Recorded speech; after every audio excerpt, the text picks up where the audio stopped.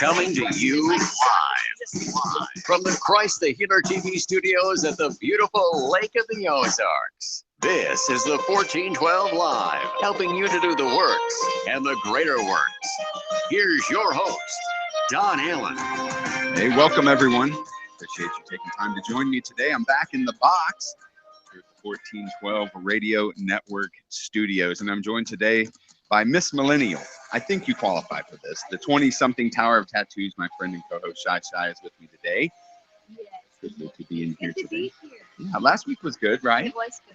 I thought that was pretty cool talking to everybody. You need to go back and watch that. Shy and I were just talking about that video. You need to go over to the 1412 YouTube channel and check out that video of everybody that we had with us last week. What did we have? 7 of us at the table? I think so. Yeah, that was pretty good. Like maybe a record.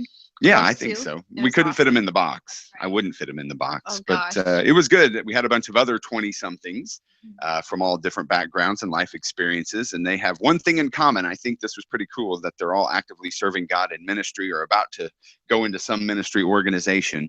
And it was good to hear from that generation, Shy's generation, on what's going on. And it would appear to me the thing that they seem to be focused on is who they are in Christ and love. That's right. Does that sound about right? I mean, basically everything that they said was wrapped kind of in that type of a thing. Right. And I think that's what's so important. And we've talked about it before, is I think that's what, my generation needs. We all need that, but especially this up and coming us millennials. I agree. Are kind of lost in translation whenever it comes to identity and what love really is. Right. And things like that. Right.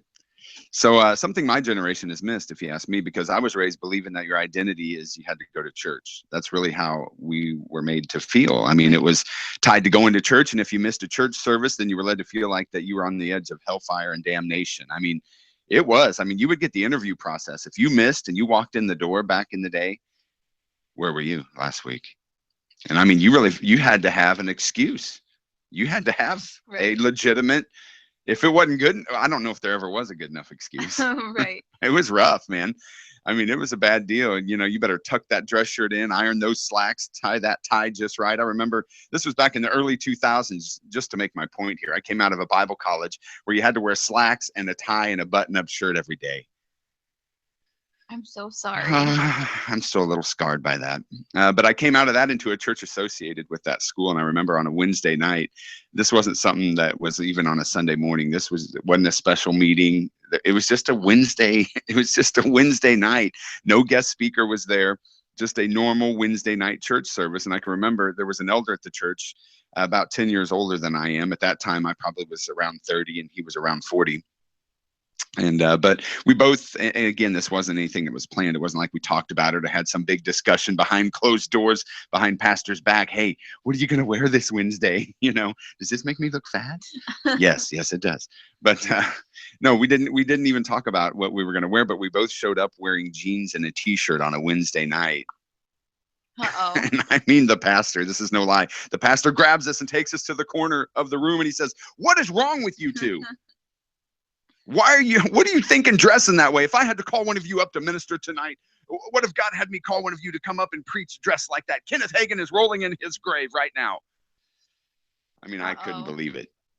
Because we wore jeans and a t-shirt to church. Right. If only the viewers knew that I wear sweats half the time. That's right.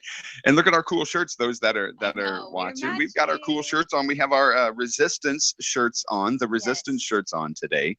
We're looking cool, and we didn't even plan it. We didn't call each other. #20. Hey, look at that. Jay's got a light going for us. I'm here. Jay lights up my life. All right. Looks good. But so that story gives you a little insight on my generational upbringing. And this is a non-denominational Holy Ghost faith church, not some denominational church. So I love hearing about the freedom today, how people are getting the real message that Jesus loves you, and they're starting to find their security in that love and that relationship with Jesus. It's not going to be in man's traditions and theologies. I don't think that your generation gives one rat's about that kind of thing, do they? Not really. No, not at all. So that's what it's going to take to win this last generation to the Lord. We can't beat the hell out of them. We're going to have to love it out of them. That's right. We have to. We don't compromise the word or the truth, but love is way more powerful in reaching the lost than any sermon or dress code. And I believe it's more powerful than any drug or drink also. So the prophets of the 60s were right. The Beatles. Love is all you need. Love is all you need. Love is all you need. Shai, you've experienced this firsthand on your job, right? I mean, we were just discussing this a little bit this morning. You mentioned how a newer pastor, if I remember the story, Yeah. a newer pastor had come in. He's new to that side of the lake, Mm-hmm. and he had come in to where you work, and he ministered to somebody at your work. Well, it's cool, thinking about things now, because the story I'm about to tell is about, I think maybe he's an associate pastor or the youth pastor for this new church, but I was ministered to by the senior pastor whenever I first started there. I think I told you that story. Yeah. My first night there, I was having a rough Wow. night, and he's just this big burly guy in tattoos stops me, and he's like, hey, I just felt like I needed to tell you that God loves you, and that everybody here loves you, and that you're making a difference in people's lives, and just keep doing what you're doing and keep smiling. And that, was just so cool to me. And I was like, that's awesome. And then, come to find out that he just started this non-denominational church, in the town where I work. And they come in all the time, him and his wife now, and request me. And, That's cool. It's awesome. But there was one night that my friend had been working, and he had been having back issues and ankle issues. And he is a hypochondriac to the max. He has a new cancer. We talk about this. Right. He really has a new cancer every day. If something's hurting, he's like, I think I have cancer. Oh I banged my elbow on the counter. I'm pretty sure I just have cancer in it. But he's, and he's so serious about it that everything is the end of the world. And it's, we talk through these things, but he had been having a really rough night and had been having some issues with his back and his ankle, and was visibly not doing well. Whenever you're serving, you kind of have to be on your feet and moving around, and he was just kind of limping. And this younger couple who I've seen come in a few times came in and sat, and they weren't even his table or anything. I think he had been done. Our manager was like, just do your side work and go ahead and go home, and we'll take care of everything the rest of the night. And so my friend was rolling silverware, and this younger couple, probably 25-ish, they had got done eating, and my friend was rolling silverware, and the husband goes over to him and is like, hey, is everything okay? I noticed you were kind of limping around tonight. I just wanted to make sure that you were doing all right. And my friend was like, yeah, everything's okay. This is kind of sore, not really sure what's going on. And the pastor says, okay, well, I want to pray for you. And my friend thinks, well, you're going to pray for me before bed, right? Like, thinks, I'm going to pray for you later, like on Facebook, praying for you with the praying hands emoji. But no, this guy gets down on his knees and puts his hand on my friend's ankle. In a restaurant, and in the middle of everything going on, and just pleads the blood of Jesus over him, and is loving on him. And my friend has no religious background. Whenever I talked about, this being a healing ministry, he's like, what do you mean healing? Like, that's weird. And I'm like, you've never heard any of Jesus's miracles, like people getting healed? Right. And he's like, no. And this person's almost 40 years old. Wow. And so it was just so cool to see him. I mean, his countenance changed, and he was just overwhelmed. He kind of kept it together until the guy left, and the guy didn't say, okay, well, now you have to come to church. Now you have to come do this. Yeah. And he just showed the love of Jesus to him, and brought joy and love to his life. And my friend said that he had never experienced anything like that before. That's awesome. It wasn't any crazy, he didn't get slain in the spirit. He didn't get nothing crazy happened. He was just so overwhelmed by somebody cared. And it's just, that's what we really need right now. Wow. It's just, you don't have to be wearing a button-up shirt and a tie, and may I pray for you? Coming in pairs to my door, knocking on my door. It's just the love of Jesus, and it's so cool. That is awesome. And that's right. And we would love to hear from you today. We are going to go back to politics. It's going to get hot in the hot box today. It is. We're going to dive back into where the Rev left off 2 weeks ago. So before we get started on this, we would love for you to contact us today with any comments, questions, or prayer requests. Email at don@TwoGuysAndABible.com. Call or text at 573-216-1871, or get in the chat room online and post those today, and we'll try to get to those also. That's right. We're going there again today. We're going there. We are going to go there again today. I really can't get away from some of this. I've done my best to stay away from all of putting any of this stuff on any of the media outlets, Facebook, or trying to get involved in this stuff, because, there's a lot that has been said against ministers who are going to try to say anything about politics, you know. So I've been trying to stay out of it, but I just can't do it. I can't do that anymore. I'm hearing too many believers saying things that are just alarming to me.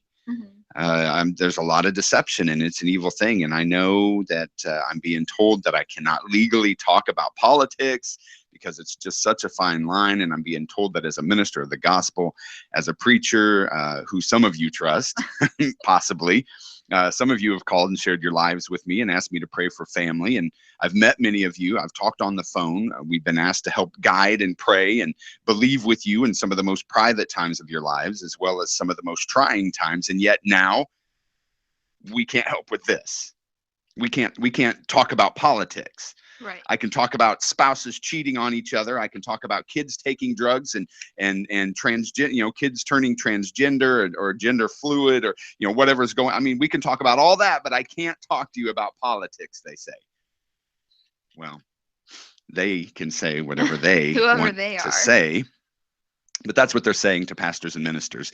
Well, the good news is I'm not a pastor, and you wouldn't want me to be your pastor, and I don't have a church, but the government says, oh, here's a Pew Research article. This is a Pew Research article. So I don't know about you, but I believe that we need Jesus back into politics again. I really believe that we need some people that are going to be led by the Spirit of God again. So this separation of church and state thing has been taken, and I believe it's been abused. And we need some men and women of God to be able to be free to talk and pray and to help some folks out. I mean, my God, we do people's weddings and funerals. I mean, it's some of the most intimate points of their life. We're involved in some of the biggest decisions that people make. God's allowed to be there when it's tough. But not in politics. Oh, no. I mean, I don't get it. We dedicate their babies. We counsel families. We help people with everything else. You know, come and visit people in the hospital and eat at their tables. But not this one. Let's keep Jesus out of the White House. Keep your beliefs out of politics. This is from the Pew Research Center. I'm going to take a chance here again today. I know that, believe me, I've heard about this a couple weeks ago when I went out and did that program 2 weeks ago about politics. I caught a little bit of hell for that. A little bit. Understandable. Yeah, a little bit. I caught a little bit about it. Overall, though, the response was very good. But if it caught breaking federal law, this is what it says. If caught breaking federal law, religious organizations may have their tax exemption status revoked. Well, you might say, who cares? Well, I can tell you that it would greatly affect this ministry and what we do, because most of the money that comes in goes right back out into those media outlets that we have. And if I had to pay all the tax on that from my own pocket, we'd be in a world of hurt here. And I say that because, you know, we have subjected ourselves to being prisoners to this whole tax exempt thing. And we may talk a bunch more about this later, maybe on another program, because Donald Trump is saying that he would do away with the tax exemptions for churches. And that's got a lot of churches kind of bothered. But if you really listen to a few things that he's saying, it might be a good thing. Because there really is a power that the government is trying to hold over ministers as a fear tactic with this thing. And now everybody else who gives into ministries is programmed into this, well, I can get a tax exemption from it, so I'll give. And so half of it is, well, I wanted to give because I wanted to, but I do get a tax exemption, right? There's something kind of twisted about it. Right. And we're going to look into some of that. But he said he would do away with some of this for the churches. And you need to know why he said that. And that's going to be on another program. But according to the law, the tax law, to qualify for a 501c3, it says that the organization may not intervene in political campaigns. Now, that's a pretty loose worded law there. Well, what does intervention mean exactly? I mean, how far does that word go? Because that is the subject of their issue here is, well, what do you mean I can't intervene in political campaigns? The way that I've heard it from them is basically, if you're a minister standing in a pulpit, you keep your mouth shut about politics, period. But is that what it really means? Right. You may not intervene in political campaigns, but check this out. And this just isn't for religious organizations. This is for every single tax-exempt organization. Schools, clubs, hospitals, museums, scientific organizations. But what organization is being watched? Which one do you think that they're really concerned with here? What organization do you think the government attacks on this topic? Religious organizations. Right. And you might think that I'm just being paranoid or some conspiracy theorist, which I am. By the way, Welcome to the club. I am a conspiracy theorist, But you might say, well, the government isn't watching and listening. They're not picking on the Christians. Well, I've got a story for you here in a few minutes. But before that, in case you were wondering, where maybe your church organization stands as far as politics go, I want Shai to give you some information here that we have from the Pew Research Center. And these are just some statistics that they have gathered on percentages of where certain church organizations lean politically, whether it be Republican, Democrat, Independent, or no lean at all. So Cheyenne, you have that pulled up on your I do. on your thing. All right. So at the top of the list, we have Mormons, and it says that they lean 70% towards Republicans, 19% towards Democrats, and 11% is they lean neither way, or not at all. Or not at all, maybe. The Church of the Nazarene leads 63% towards Republicans, 24% towards Democrat, and 13% either way, or none at all. The Southern Baptist Convention leans 64% towards Republicans, 26% towards Democrats, and 10% other. Lutheran Church leans 59% towards Republicans, 27% towards Democrats, and 14% is other. We're starting to shrink here. This is right. The Assemblies of God, 57% towards Republicans, 27% towards Democrat, and 17% is other. The Presbyterian Church in America leans 60% towards Republicans, 34% towards Democrat, and 6% is other. The Church of God, 52% towards Republicans, 26% towards Democrat, and 22% is other. The Anglican Church is 58% Republican, 37% Democrat, and 5% other. The United Methodist Church is 54% Republican, 35% Democrat, and 11% other. Churches of Christ, 50% Republican, 39% Democrat, 11% other. American Baptist Churches of the USA, 41% Republican, 42% Democrat, and 16% other. Presbyterian Churches of the USA, 44% Republican, 47% Democrat, 10% other. Evangelical Lutheran Churches in America, 43% Republican, 47% Democrat, and 10% other. Catholic churches are 37% Republican, 44% Democrat, and 19% other. All U.S. adults are 37% Republican, 44% Democrat, and 18% other. The Episcopal Church is 39% Republican, 49% Democrat, 12% other. Seventh-day Adventists are 35% Republican, 45% Democrat, and 19% other. Orthodox Christians are 34% Republican, 44% Democrat, and 22% other.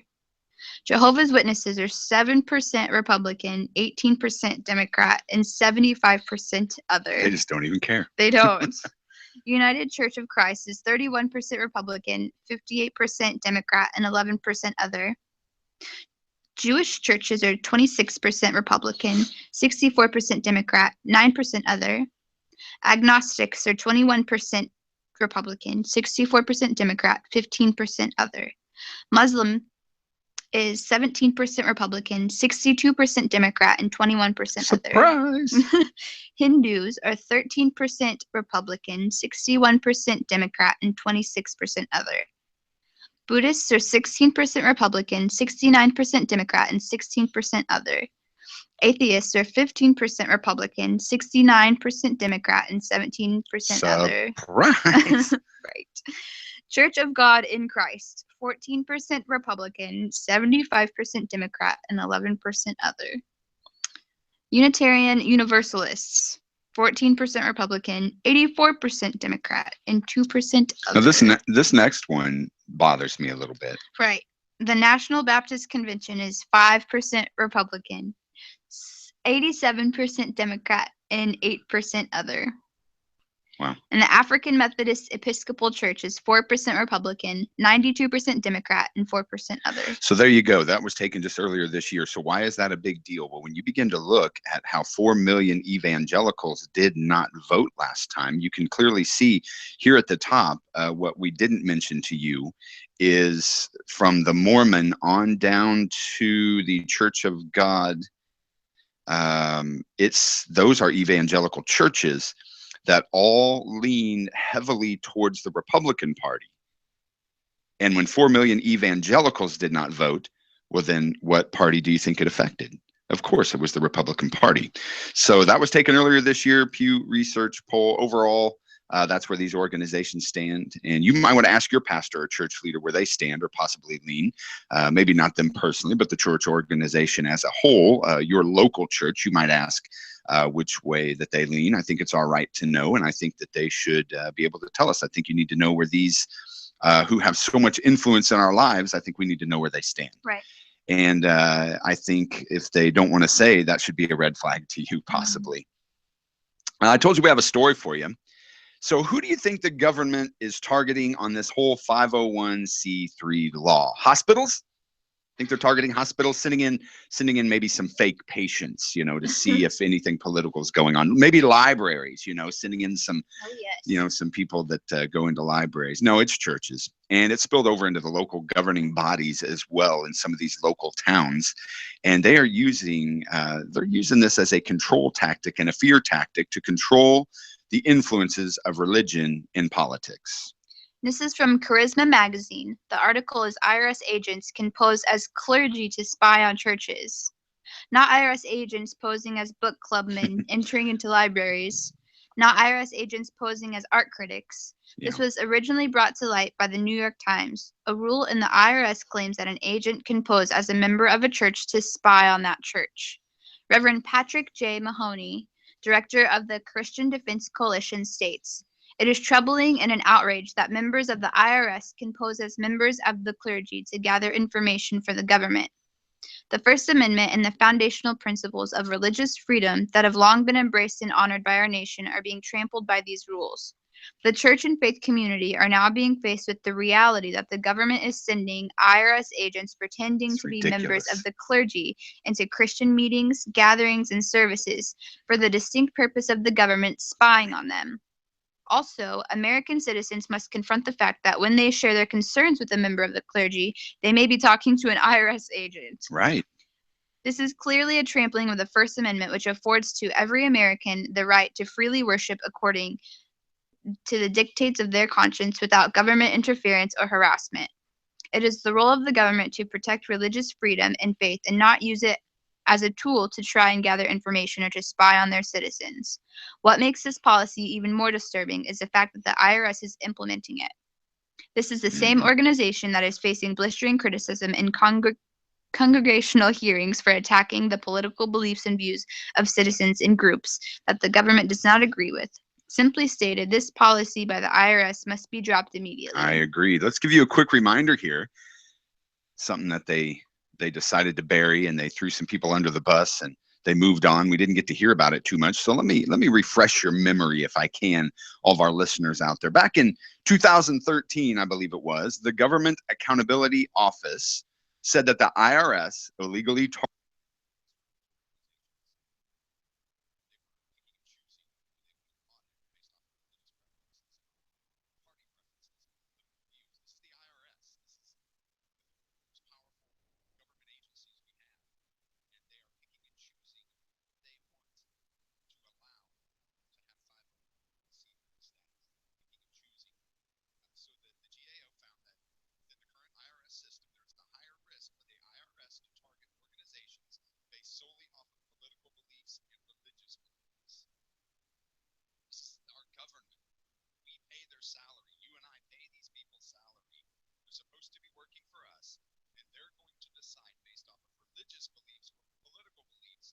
it is that they're going to let the paperwork go through.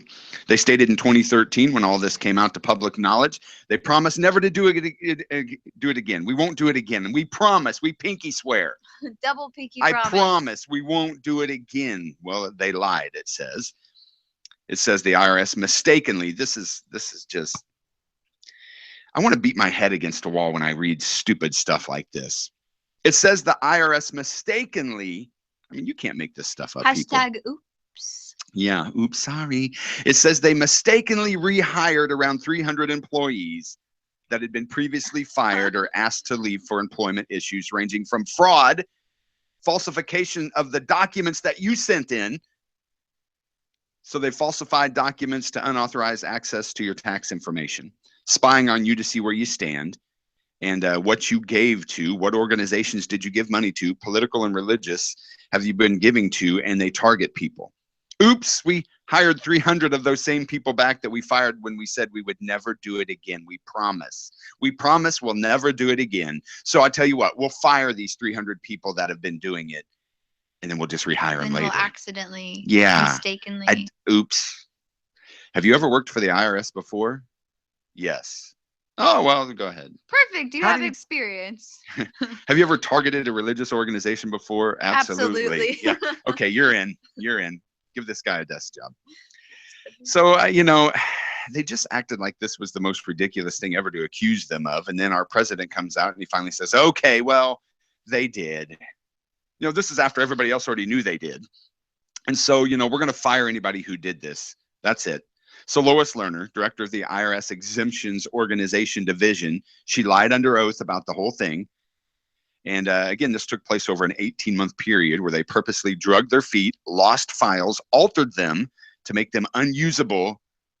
And then they would resubmit them back to the organization and say, well, you have to fix this. They would change it and then send it back to you and say, you have to fix this. You did it wrong. Then you'd send it back. They'd alter the document again and say, oh, you need to fill this part out. You didn't do that. And they would kept doing that cycle over and over again to religious organizations and grassroots organizations. And so they made it unusable, committed fraud against certain religious organizations. And what organizations do you think that was? What political parties do you think were made to suffer? Democrats? No. No. It was mostly Tea Party and Republicans. They said that those documents that came in by those organizations, some of them sat for 13 months with not one look at them other than to see the name on top. Some of them sat for 3 years in a pile, never to be touched. So they said that any organization that had the words progressive in it, only 6 of those were held up illegally. While in comparison, anything with the words Tea Party or Patriot, 292 were held up for approval. Again, this is just an example of the corruption in the government and especially in the IRS. And so back to my point, why aren't they going to the library and seeing what they believe? Why aren't they at the museum? I mean, these are tax exempt organizations, right? Why aren't we sneaking people in there? Isn't that what it says? It says that this applies to museums because they're tax exempt. So where are the tax agents posing as these hip, cool art people spying, you know, drinking with their pinky out and, you know, spying on the museums and telling them that they can't talk politics in there? I've not heard of any of that. Right. Does it sound weird? There's a reason that I'm saying this. Because a couple of months ago, Hillary Clinton, along with Senator Elizabeth Warren, they visited the Cincinnati Museum Center at Union Terminal. I mean, you know, to look at some art probably. Right. But instead they held a discussion about her policies, her political policies. She held an open campaign speech at the museum where you had to RSVP to attend. Well, what's the big deal? Well, this place has received a tax exemption status from our government. The IRS says in their own rules to qualify for a 501c3, it says that organizations may not intervene in political campaigns. And you can loosely interpret that however you like. And they're picking and choosing who and when they want to enforce this and upon who they're going to enforce it upon. Hillary Clinton held a full-blown campaign speech at a museum and nobody batted an eye. One preacher talks politics to his 200 people and could be shut down and lose his tax exemption because there's going to send a spy in there to spy on him. They can legally send someone in to act like they're a member of your church and spy on you. Friends, this is happening right now in the United States. Lake Worth, Florida, population 36,000, which is decent size from where we're coming from, right? 900. But that's not a huge town overall, I don't Right. think. I think maybe Lebanon here's maybe bigger than that, Maybe. possibly. But so 36,000 people. They have been required by law to have a business license to have church. They have to get a license to pray and worship. They have to pay money to the city. They have to get a license to do this, and they did. They bought their license, but city officials were so concerned that they dispatched a code enforcement officer. This is taxpayer money being used at its finest. I mean, for the love, don't go sneak into the strip club to see if there's any prostitution going on. Don't sneak into the club to see if there's any underage drinkers. No, that's okay. Don't get fired up about that. They sent a code officer dressed in a hoodie to spy on a Southern Baptist church. Wow. Don't worry about the kids on the corner taking meth. That's okay. Don't try to infiltrate that. But these Baptists, we better go see what they're up to here. Mm-hmm. The church owns and operates a coffee house in town. They own and operate it. They own it. They bought it with their own money. They have a coffee shop in town. They're meeting in their own coffee shop to hold church, and they sent in a spy because the city commissioner heard. He heard from somebody. I heard from somebody. Somebody told me. Who? Somebody did. Somebody told me. He says he heard that this church was anti-gay. Uh-oh. He heard that. So he didn't go there. He hears this. He didn't hear that from one of the officers, just somebody. Somebody heard this from someone. He didn't hear it from, he didn't hear about kids taking drugs at school. He didn't hear about that. Right. He didn't hear about kids being able to buy alcohol or kids taking meth. He heard about these people meeting in their own coffee shop that they bought and paid for. He heard that they're anti-gay. And so we're going to go spy on you. And they sent in an officer with a city phone and a camera, and he recorded the services. And the city official told the pastor, you better not have church there again. In the coffee shop that you bought with your own money, you better not have church in there again. In your own church-owned coffee shop. The officer said he witnessed a gathering of people that had religious books. I could tell because they had a cross on them. Oh, no. Every time I see a cross, I know right away that person right there is a Christian. Right. Absolutely. They are so religious. Absolutely. And anti-gay. Right. Absolutely anti-gay. I mean, that's what the cross stands for. Right. It's anti-gay. In case you guys didn't know. Yeah. I mean, Westboro Baptist, they said so. Right. They didn't go check them out, by the way. Oh, the ones that are going to stand outside and Right. say God hates fags. And blatantly tell you the this. ones that picket the gay people's funeral. Or picket a snowball or whatever. Right. It doesn't matter. It doesn't matter. Snowballs are from hell. So he says this, I could tell because they had crosses on them. And I was approached by an unknown man who was wearing a cross around his neck. This is starting to sound like a horror film. Oh my gosh. I'm scared. For the record, this pastor said our motto has always been love God, love people. And we don't hate anybody, including the gay community. Yes, you do, because the government says you do. So stop meeting in your coffee. He didn't say I heard them saying anything against gays. He didn't say, yes, I did record them giving out anti-gay talk. They had religious books that had crosses on them, and an unidentified man approached me with a cross around his neck. Uh-oh. Sending in enforcement officers. Never happened here. That's some old Cold War Russian KGB stuff. It's never going to happen here. Well, it is. When I tell you that these upcoming elections are important for the church, you better listen up now more than ever. There's a double standard that has been placed upon the church, and these next elections are going to be very important as to what we can do in the spreading of the gospel. The IRS made a secret deal. Maybe you've not heard about this one. This is the truth. I'm not making this up. They made a secret deal. I think it was about 2 years ago. They made a deal with the Freedom from Religion Foundation. You remember these guys, right? These are the ones that have been getting all the crosses removed from public. Same organization that got the 10 Commandments removed. The same ones that said I can't have a plastic baby Jesus on the courthouse lawn because it just hurts me. It hurts my soul. It hurts my evil soul. That's the atheist group. The IRS says that they made a deal with these people. This is public knowledge now. They made a deal with the IRS, this group, and they said that they would begin to spy on churches when they were told about activities that went against the Johnson Act. That's the one we've been talking about, separation of church and state. But they made a secret agreement in conjunction with this group. And again, a governmental agency making deals with the atheists to monitor churches. It's real, friends, and it's happening right now. Sounds a little sketchy. Mm-hmm. It also sounds like something that happened back in Acts 16. This is what happened to Paul and Silas, 16 verses 16 through 24. As we were on our way to the place of prayer, we were met by a slave girl who was possessed by a spirit of divination, claiming to foretell future events and to discover hidden knowledge. And she brought her owners much gain by her fortune-telling. She kept following Paul and the rest of us, shouting loudly, "These men are the servants of the Most High God. They announce to you the way of salvation." And she did this for many days. Then Paul, being sorely annoyed and worn out, turned and said to the spirit within her, "I charge you in the name of Jesus of Christ to come out of her." And it came out that very moment. But when her owners discovered that their hope of profit was gone, they caught hold of Paul and Silas and dragged them before the authorities in the marketplace where trials are held. And when they had brought them before the magistrates, they declared, "These fellows are Jews, and they are throwing our city into great confusion." They encourage the practice of customs which it is unlawful for us Romans to accept or observe. The crowd also joined in the attack upon them, and the rulers tore the clothes off of them and commanded that they be beaten with rods.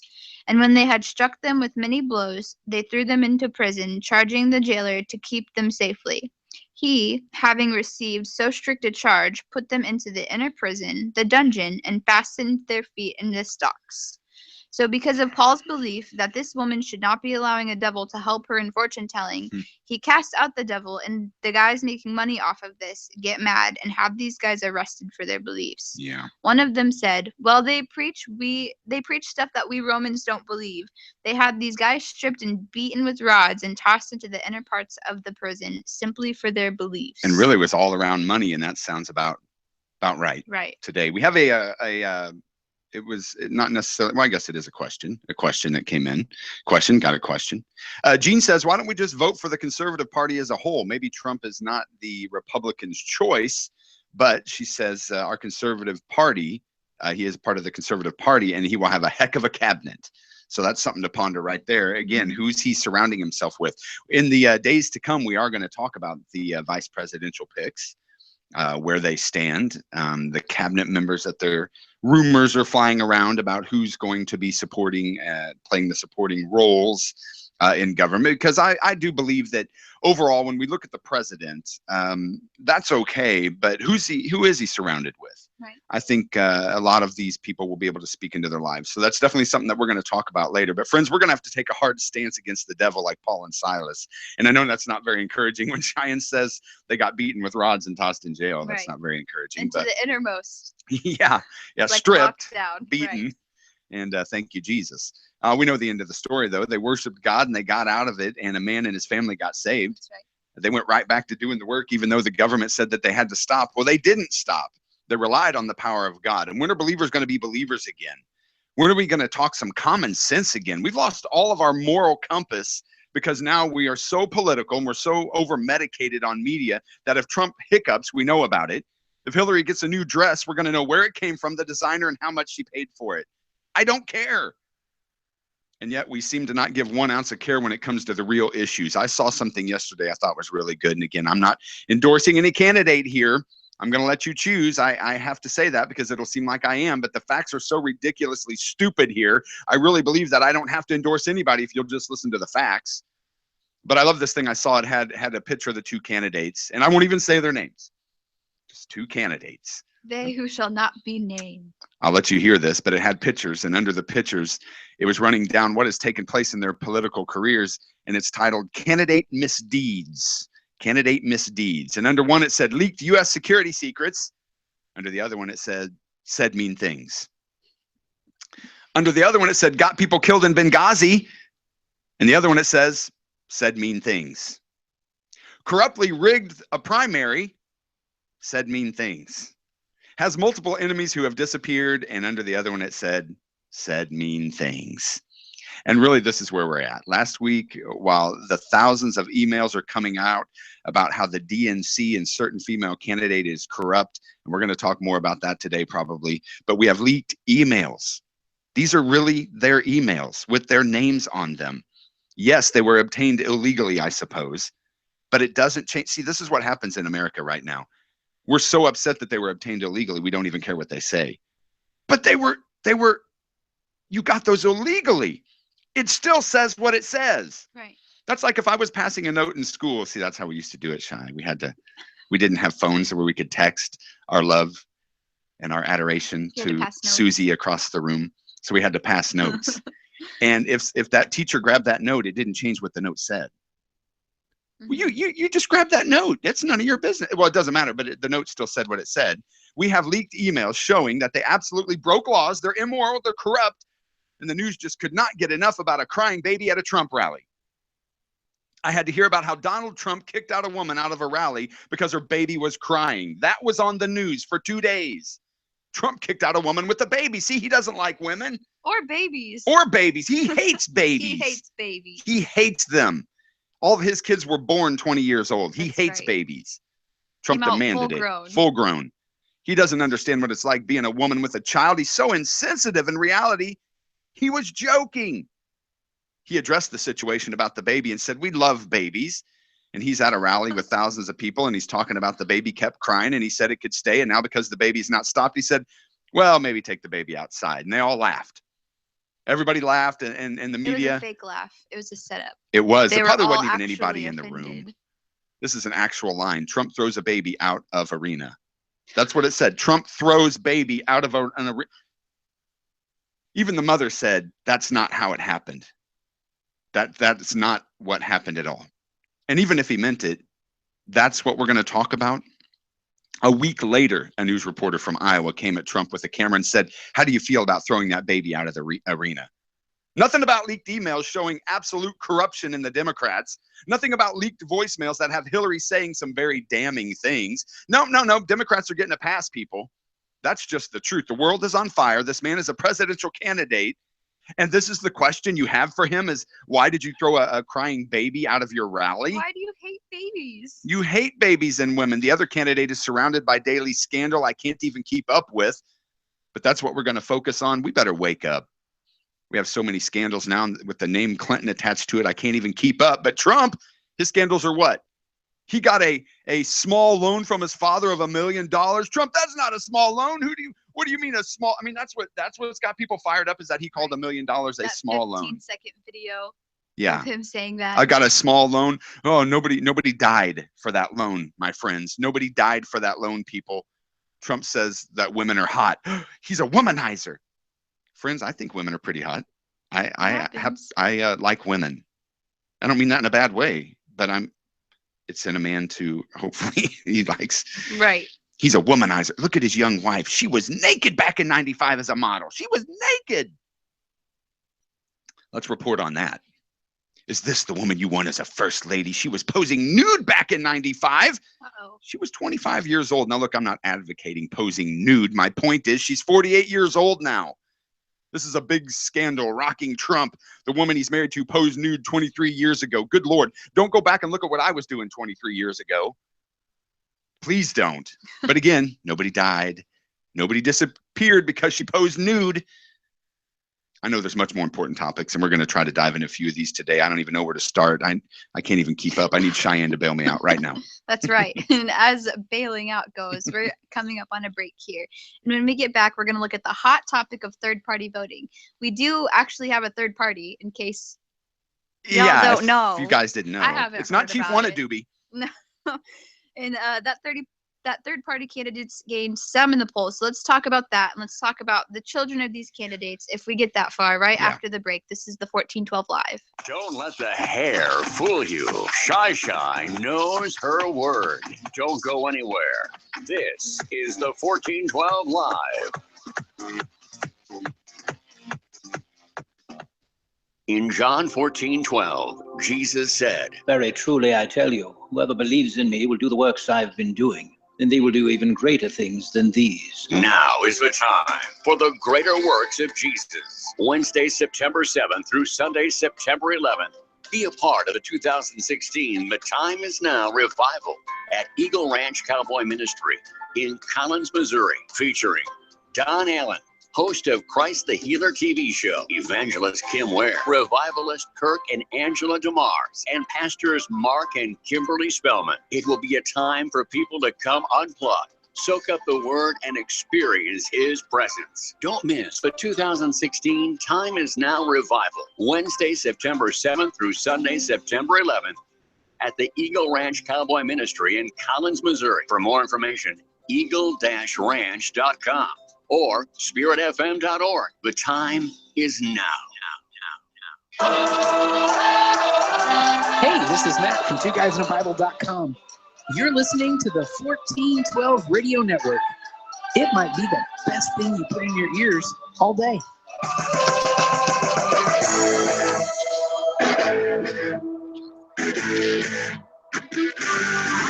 We're back. Thank you for joining, and thank you for sticking around if you've made it If you did. this far. We're at the halfway mark for the day. We are on the 1412 Live right here on the 1412 Radio Network, and we are talking about politics. Dun, dun, dun. Politics and religion. And before the break, I mentioned this third-party voting. We are hearing many people say that they don't like either of the main candidates, so they're not voting, or they're looking for a third-party candidate. Right. And the argument has been that voting for a third-party candidate is kind of a wasted vote. Not my words, but that's just the overall look at this third-party voting. Right. This is a poll from pollingreport.com taken from Bloomberg Political Poll. If the election were held today and the candidates were Hillary for the Democrats, Trump for the Republicans, and Johnson for the Libertarian, and Jill Stein, we have another one now. We have another one now. The Green Party again.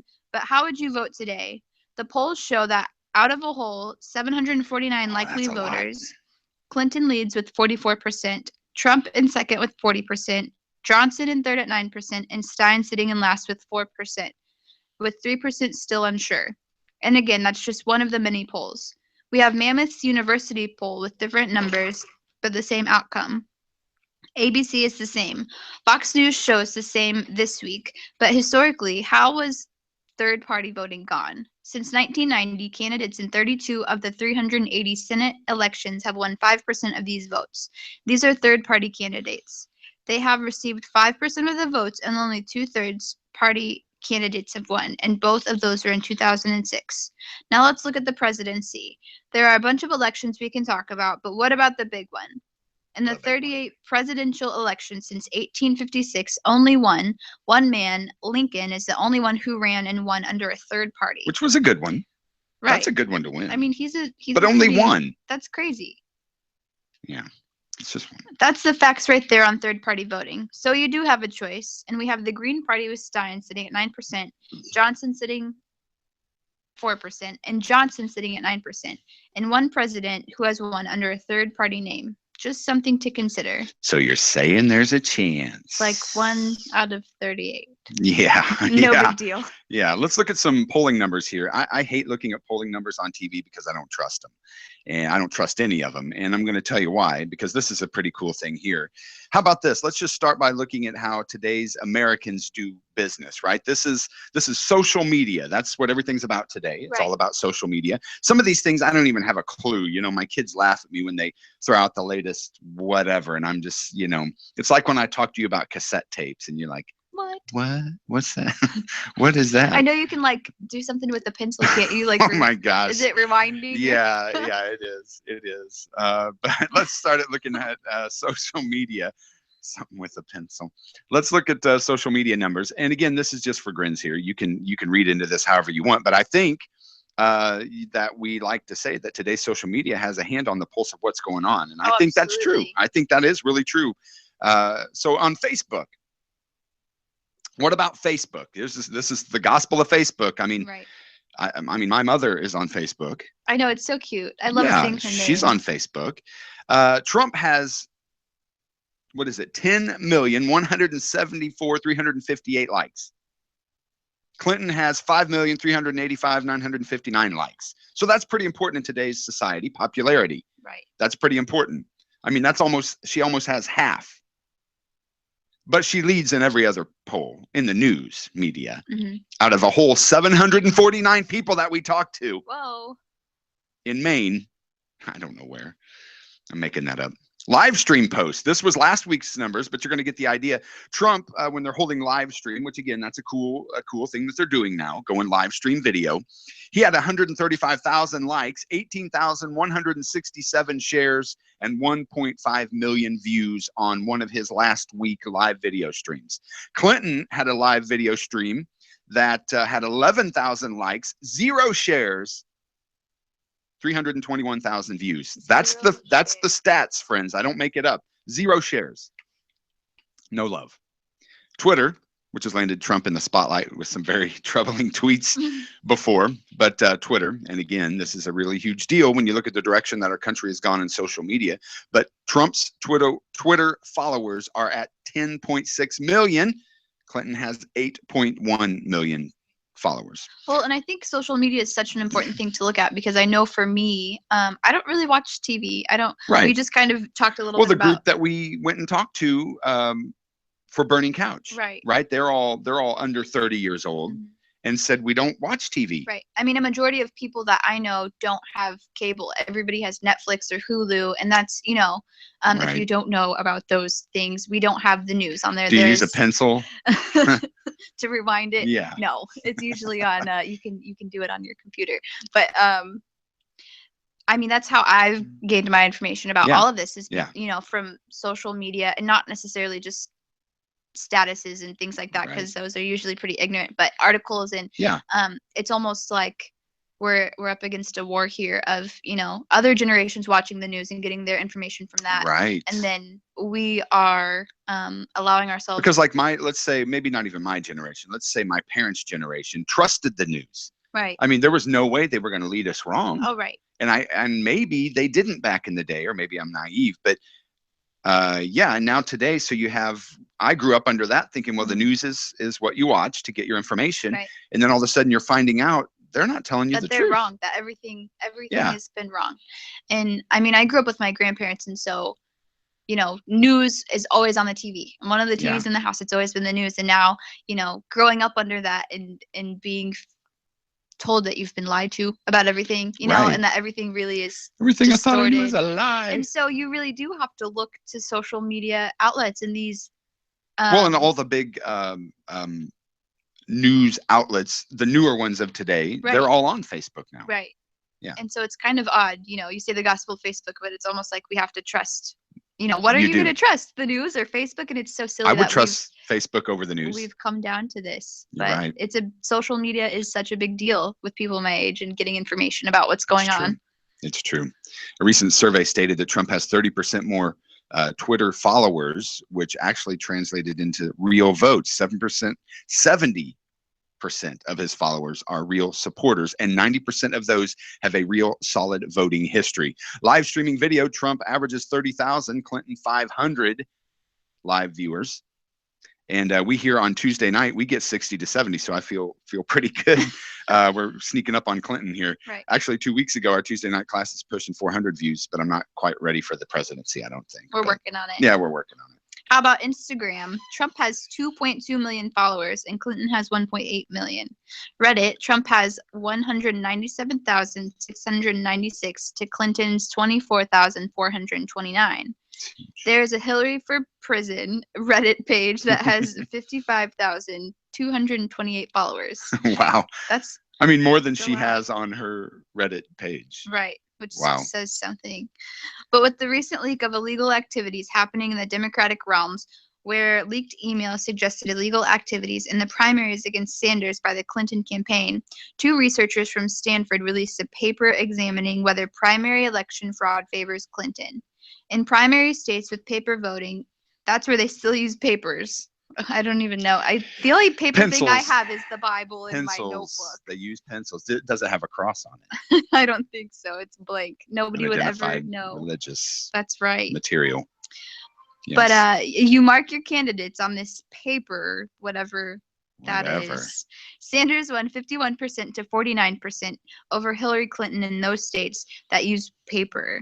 Primary states that went electronic, Hillary won 65% to Sanders 35%. Weird. That is odd. Weird. And here's some other things to consider about polling numbers. We know that the news outlets will poll an average of 700 to 1,000 random people and put out a national presidential poll number. But a group took it upon themselves to try to gather some real data to share about upcoming election cycles and real polling numbers. The Arizona Freedom Alliance posted this. Scott Ladd says that they polled a total of 50,000 people in 50 states. PG Farnsworth reports, we called 1,000 homes in all 50 states and we asked them basic questions about the economy, terrorism, immigration, and presidential pick. Economy was number 1 on America's list with terrorism at number 2. Trump came out with the clear winner of 33,478 votes, and that's 67% to Clinton's 9,788 votes, or 19%, with 6,739 or 13% undecided. This was put together. 13 of them. This was 13 college graduates, and the cool thing was is that they all had different political and religious beliefs.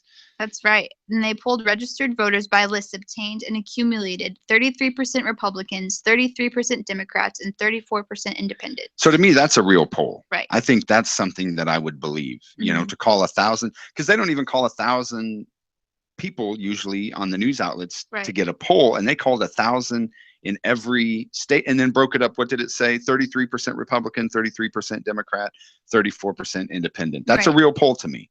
And again, I'm not going to trust the media.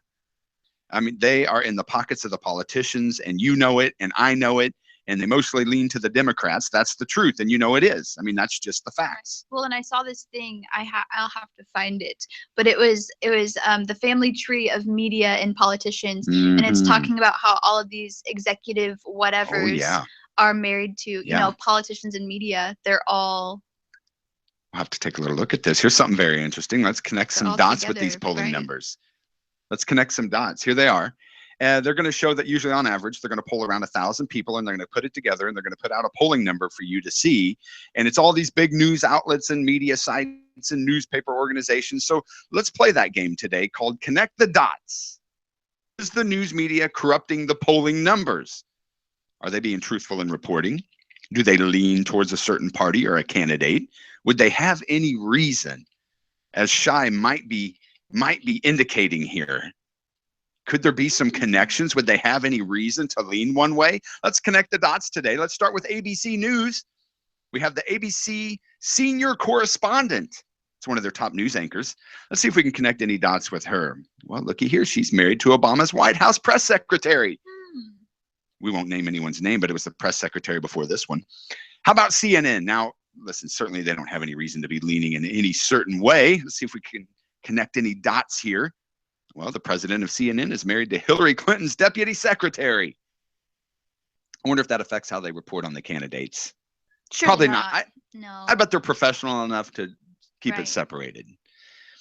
CBS, any dots to connect there? Well, the president of CBS is the brother of the top Obama official who was caught changing the Benghazi talking points for Hillary. How about back to ABC? Any more dots to connect here? The president of ABC is the brother of Obama's special advisor. Certainly none of this would cause someone to lean the news cycle in any particular candidate's way, right? I'm just not sure why. No way. That's ridiculous. I bet they don't even talk about this stuff over Thanksgiving dinner. That's probably doesn't even come up. Sounds pretty legit to me. And again, knowing that this is a Christian radio show, everything that I'm going to tie all of this to is going to be based off of my belief in Jesus Christ and how it is that I can continue to further the gospel in these last days. So when I talk about these candidates, I'm not going to get into a bunch about the economic policies. I'm not going to talk a whole lot about defense, although some of this will come up. My focus won't be on fiscal responsibility and economic growth. If you need any of those deeper political programs, maybe you go listen to Rush or Glenn Beck or our friends over at ReaganRadio.com. And maybe listening to all the people that they have on there, Mark Levin, maybe some of those, whatever. But I'm approaching this to take a look at deception against the Christian faith and what candidate will allow me to share my faith in the upcoming days as we see the end getting closer. What candidate holds closer to my values with family, with a belief in God, sanctity of life, which is a big deal. I want to expose any deception. Friends, I was raised pretty simple. If it looks like dog poop, if it smells like dog poop, and if it came from the backside of a dog, it's dog poop. Right. I mean, we for some reason can't seem to tell when something stinks anymore. Oh, don't judge me. That's not dog poop. Just spray some Febreze on it. Yeah. Where's that Febreze? So stick with me on this. I'm appealing to no political party or political stance. I'm asking, as true believers in Jesus Christ, how should we vote? I'm giving you real info here that you can look at and decide for yourself. And here's the thing. We have, it's going to look, we have much more political information on Hillary than Trump due to the previous stint in politics. But man, her record stinks. And friends, I mean, I know we're all nervous about Trump because, as most of us know, we only know him from The Apprentice. So we don't have a lot of political things to look at with Trump. And so I know it's gonna seem like we're leaning one way. The platform between the Democrats and the Republicans is night and day, friends. And I want you to be able to have the facts. I want to give you the facts. I'm not going to argue with you or discuss policies that are outside the religious freedoms realm. That's what I'm trying to focus on. Who, as a Christian, are you going to vote for? As a believer, not a Democrat or a Republican. That's what I'm going to focus on. I'm going to give you what their stances are on certain policies and subjects, but it will strictly be informational only. But again, information so that as a believer, we can make an informed decision as to who to vote for. 4 million evangelicals missed this opportunity last time, and we suffered for it. Do not allow that to happen again. Let's make our collective voice be heard. We are the body. Working together, we can do it. Let's go to a break again here. And when we get back, let's talk about abortion. That ought to get some people fired up. Let's talk about abortion here. And this is the 1412 Live. We're going to talk about abortion when we get back. 1412 Live right here on the 1412 Radio Network. 1412 Live, where the Bible and the street meet. In John 14:12, Jesus said, Very truly I tell you, whoever believes in me will do the works I've been doing, and they will do even greater things than these. now is the time for the greater works of Jesus. Wednesday, September 7th through Sunday, September 11th. Be a part of the 2016 The Time Is Now revival at Eagle Ranch Cowboy Ministry in Collins, Missouri, featuring Don Allen, host of Christ the Healer TV show, evangelist Kim Ware, revivalist Kirk and Angela DeMars, and pastors Mark and Kimberly Spellman. It will be a time for people to come unplugged, soak up the word, and experience his presence. Don't miss the 2016 Time Is Now revival, Wednesday, September 7th through Sunday, September 11th at the Eagle Ranch Cowboy Ministry in Collins, Missouri. For more information, eagle-ranch.com or spiritfm.org. The time is now. This is 1412 Live, a program dedicated to giving you the unfiltered word of God. And we are back, and thank you for sticking around. Yes. If you're just tuning in today, this is the 1412 Live. I'm Cheyenne, sitting in with Don Allen today. We do want to hear from you. What are your concerns about the upcoming elections? And I know that's kind of opening it up, but contact us and express what concerns you, and what concerns you have, and let us know what information we can provide for you to better help you in this upcoming election. You can email at don@TwoGuysAndABible.com, call or text at 573-216-1871, or get in the chat room, and we'll get to those today. So let's look at the topic of abortion. Ooh. We have heard a bunch about Planned Parenthood and the abortion industry, and we have one side that says if we do away with the Planned Parenthood, then we are leaving millions of women out in the cold when it comes to women's health. We have those who say it's simply a choice and it should be left up to the woman if she wants to have an abortion.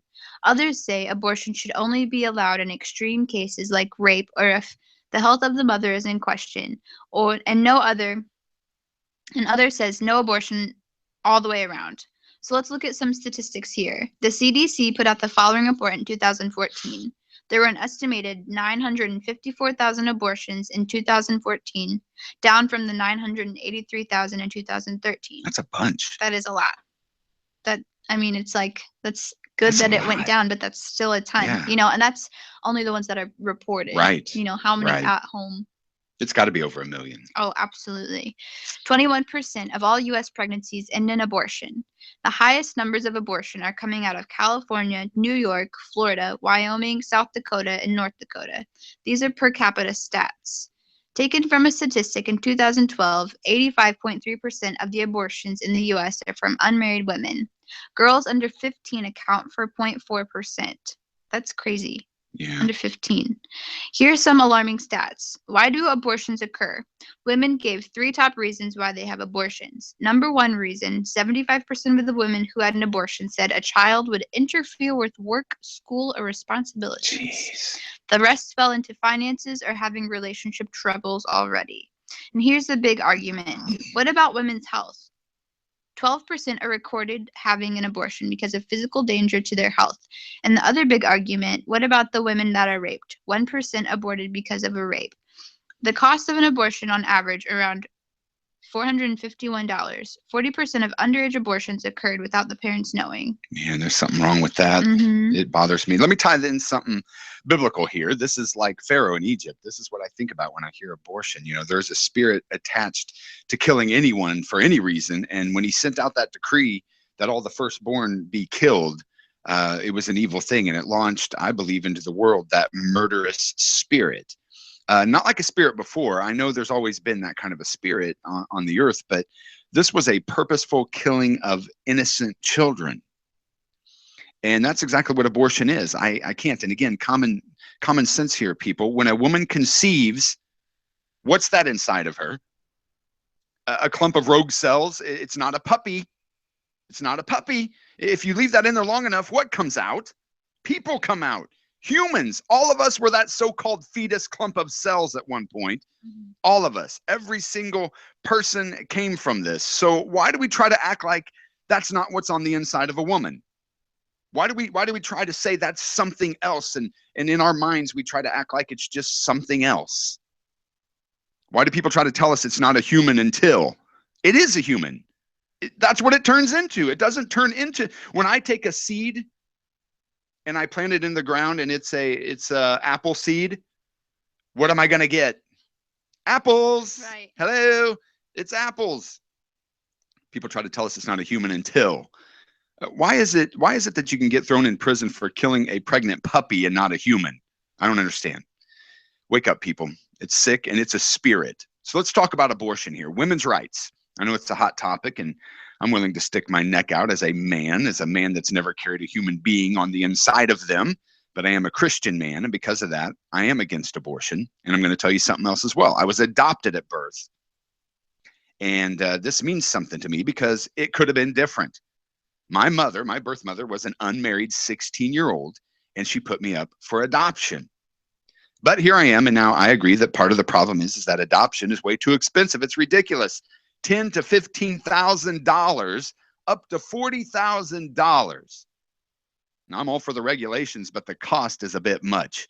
The cost of an abortion, and again, this is going to vary from situation to situation, but the average cost to kill and murder a baby, that's my stance on that. The cost of murdering a baby is $300 to $1,200. Adoption, up to $40,000. Abortion, the highest that it ranges is up to $1,200. But life is something that's important. And so again, as a Christian, who's for what? Let's look at where the candidates stand on this topic. Hillary Clinton is for abortion, but loves to repeat the Democratic talking points of abortion should remain safe and rare. What about that 21% of all pregnant women? Safe and rare. We're almost up to a quarter of the women, but it's rare. But it's quite rare. Very rare. Here's a quote from her on abortion that you may want to hear. She said back in April that constitutional rights do not apply to an unborn person or child. This was on Meet the Press, but it's the wording that I think is very interesting here. She's calling that fetus, that clump of cells that supposedly doesn't have any feelings, a person or a child. That's what she said. A person or a child. That's what she said. Constitutional rights do not apply to an unborn person or child. Wait a minute now. How can it be both? Is it a person? I mean, if you take that thing out of a woman, what does it become? A donkey? Does it become a bird? I mean, even when you abort it, even when you're pulling it out of a woman and you are aborting it, what is it? What is it? She said it's a person or a child, but it has no rights. She also said, and I quote, religious beliefs and structural biases have to be changed to expand abortion. So she wants to keep it rare, but this is a woman running for the presidency of the United States, and she's going to tell you that you must change your religious beliefs.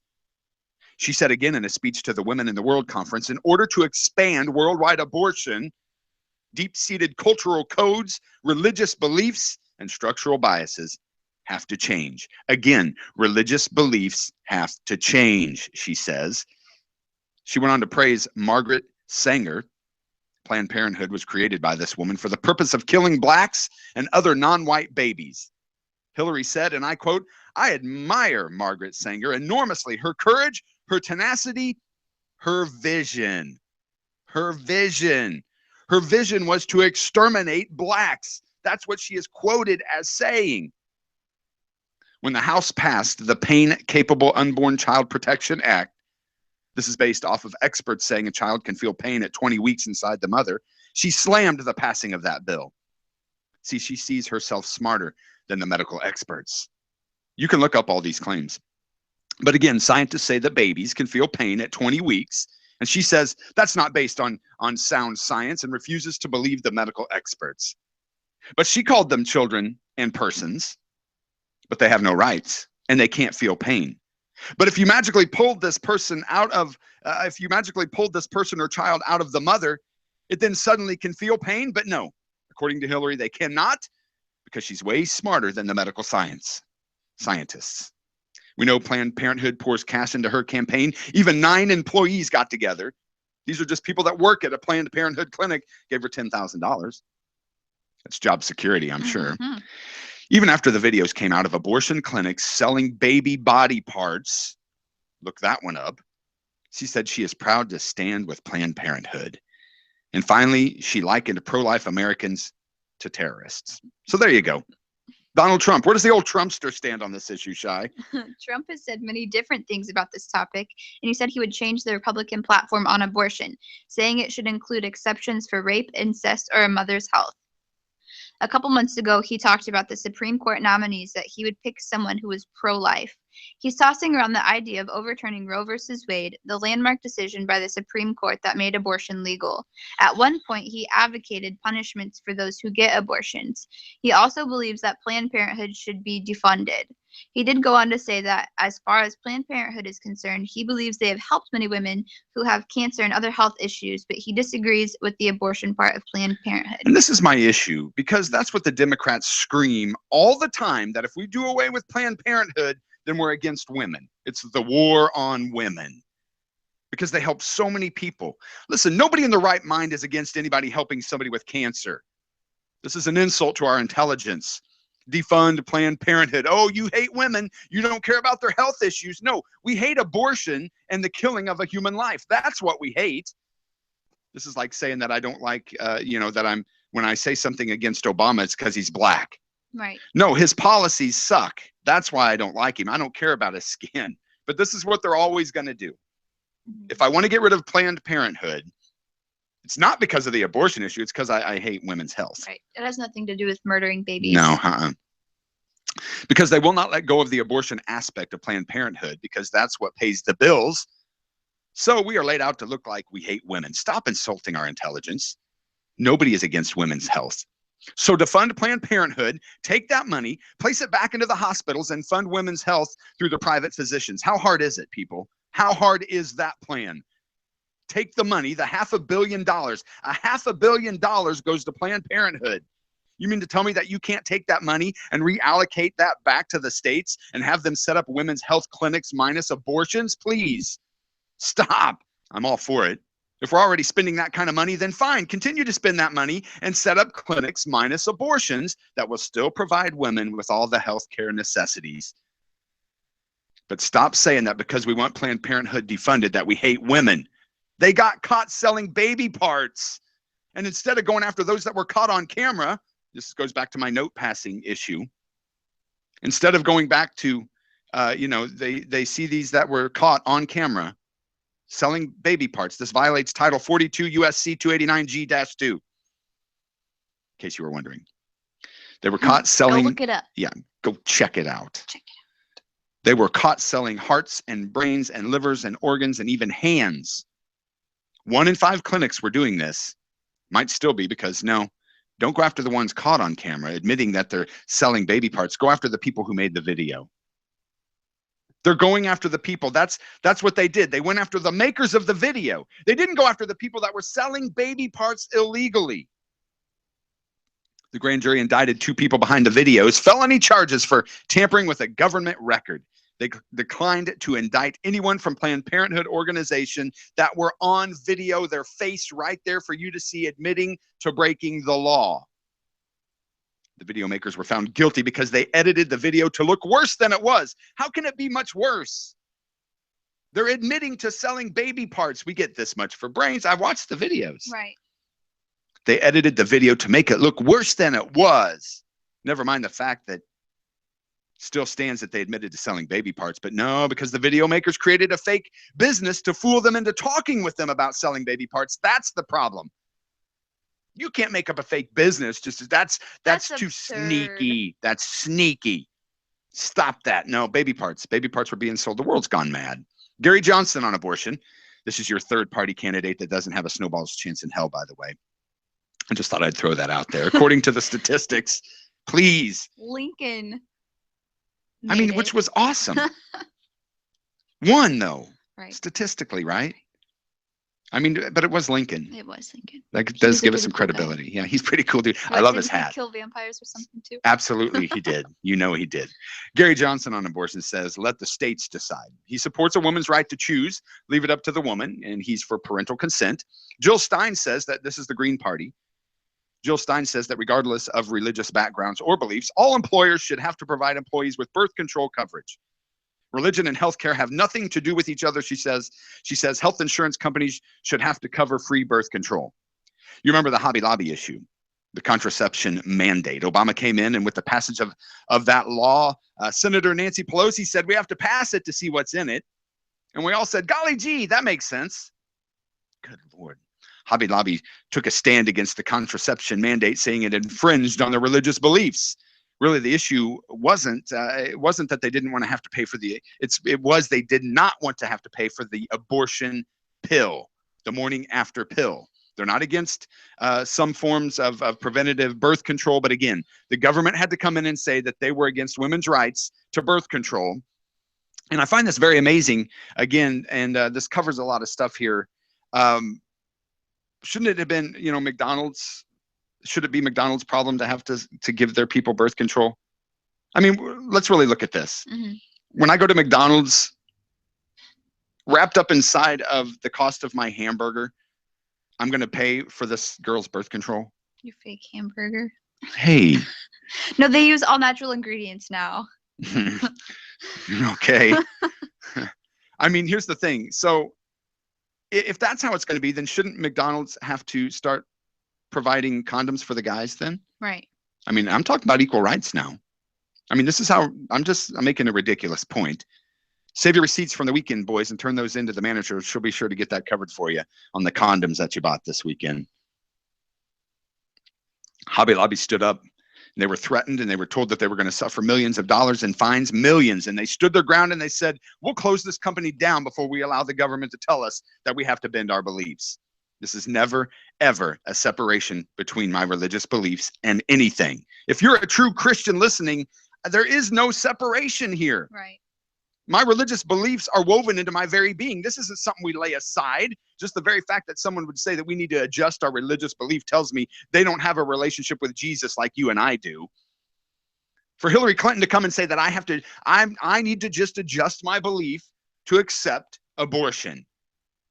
Like I can just lay it aside. I don't lay aside that so that I can pick Jesus back up on Sunday. We have to make a stand, friends. Stick to your moral compass and hold tight onto your beliefs. On a lighter note, we have some quotes here, and we're going to call this segment, Kids Say the Darndest Things. Darn you, kids. Let's see what the kids have to say.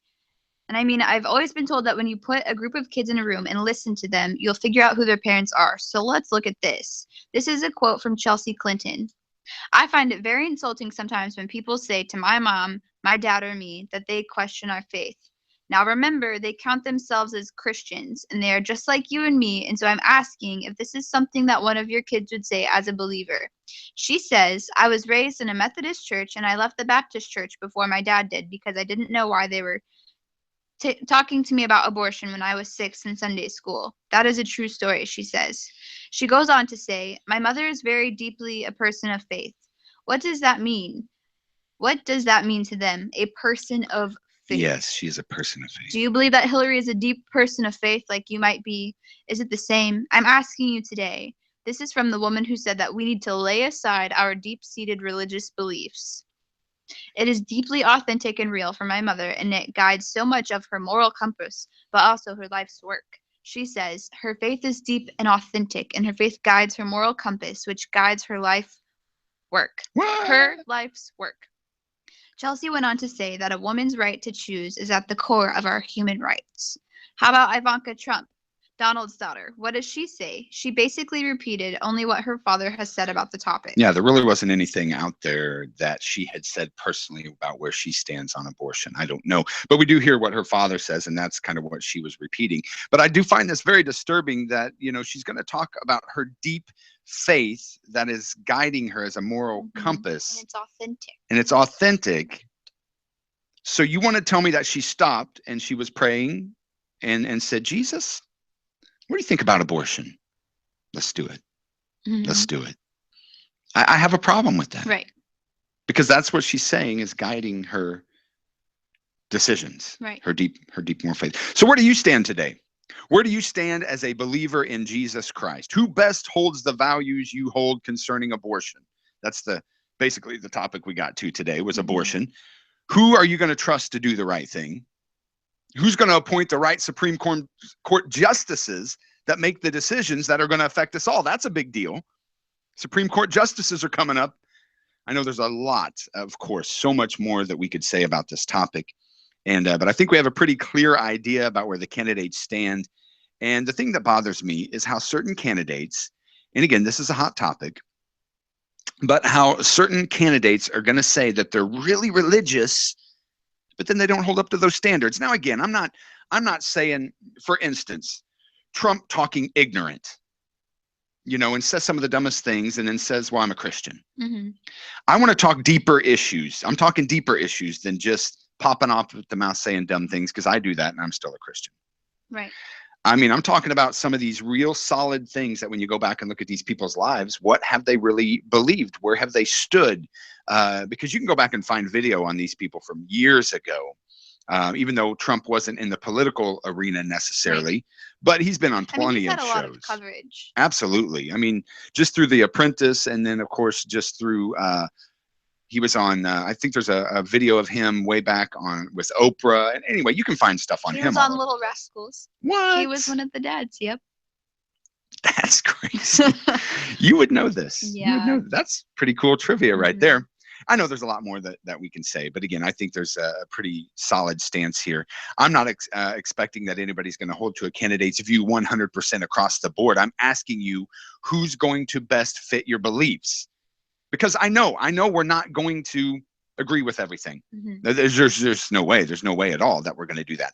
And now on that topic, and we probably don't have a bunch of time, and maybe this is where we're going to go next week for a little bit, but what about the religious background of the candidates? Who believes what? Is Trump really a Christian, or is this just pandering to the evangelicals? What about Johnson and Stein? Any history in a religious background? Or Hillary? Where does she stand as a deeply religious person? These are all things that we need to know as the church. Again, I find it absolutely inexcusable that a believer says, I will not vote. 4 million of us did that last time. And in the past 4 years, we ended up with lesbians and gays as priests and pastors of churches, bakery owners getting sued and told by the Supreme Court that they must go against their religious beliefs. Businesses were shut down because they would not obey government's orders to lay aside their belief and do as Big Brother says. We've been told by the government that we must bend our beliefs to accept abortions. We have gay pride colors on the White House after gay marriage was made legal. And now I'm being told that as a minister of the gospel, that if I refuse to do a gay wedding, they'll shut me down. We have riots in the street, police officers being targeted. We have to allow men and women, we have to allow men into the women's restroom, schools being pressured to allow a boy in the locker room with my daughter, which is not going to happen, by the way. All of this, and we want to complain and get upset, and yet 4 million stood by and said, I don't like either candidate, or said, I'm going to vote for a third-party candidate that himself doesn't have, again, a snowball's chance in hell. I'm sorry, he doesn't, of being president, and historically, that pulls away more from the conservative candidate and helps the liberal one. The same president is endorsing one candidate, just one. We have gays that can serve openly in the military, but Christians can't. We have gays and lesbians and transgenders that can openly live how they want to live and in our schools, but our children can't pray openly. We have public education systems that will push the gay and lesbian agenda while never offering up anything else to use as a buffer. They don't present the other views because to them, the other view that goes against what they're talking about, it's bigoted, it's wrong, it's racist, it's homophobic, it's extreme. Friends, if a government can force a church to violate its belief, then what's next? The Catholics shut down one of the largest adoption agencies in the U.S. because it was told they had to adopt the same-sex couples. They had to begin to allow same-sex couples to adopt from them. So they shut it down because they weren't going to bend on that issue. We have Christian counselors being punished for refusing to counsel same-sex couples. Wedding photographers have been sued for refusing to shoot same-sex weddings. These people were not trying to force their religious beliefs onto anybody. They simply don't want to be forced into participating in something that they don't agree with. This current administration disagrees and has continued to give rights to others by taking them from somebody else. There's no live and let live. They want to strip away all the rights from the believers and give the rights to everybody else. This election is the most important that we have seen in a very long time. We have a voice, and we can let that collective voice be heard at the polls this year. So I'm asking you, please, for the love of all that's holy, turn off the TV for a minute. Put down your phone and stop looking at Facebook for just a minute and pray.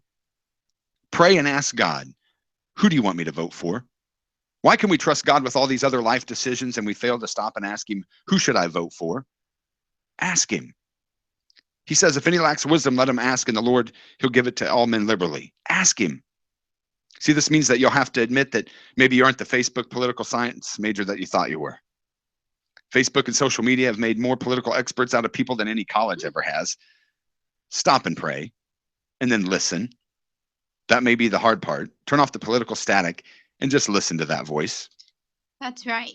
That's all the time that we have for today's program. And thank you all for sticking with us today. If you did. If you did. If you did, you're a brave soul. Yeah. 44,000 people in 105 countries across the globe. Thank you to all who have joined us on this video stream today. The live video replay will be up later today, and we ask that you would share that on Facebook. Yes. And when that comes out, also you can hear a replay of this entire program on Sunday mornings at 10 a.m. right here on the 1412 Radio Network. From Donnie, Jay, Matt, and myself, have a blessed week, and please do us a favor. If you're listening to us on the TuneIn app, please go over there right now and press the follow button on the stream for us and help us out. Also, you can still contact us anytime. Email at don@TwoGuysAndABible.com. Call or text at 573-216-1871. Get in the chat room quickly and post those, and we'll get back to you as soon as we can. Don't go anywhere. We have Pastor Rick Bell coming up in about 15 minutes with the Interpulpit Radio Blast. At the noon hour, it's Pastors Mark and Kim Spellman, and at 1 o'clock today, it's the Mad Christian Radio Show with new music, artist interviews, impact devotions, and music news. Thanks again for listening on the 1412 Live right here on the 1412 Radio Network. Be blessed. Be blessed. You've been listening to the 1412 Live. Join us next Wednesday at 10 a.m. Central Standard Time on the only station helping you to do the works and greater works, the 1412 Radio Network. Thanks for listening. In John 14:12,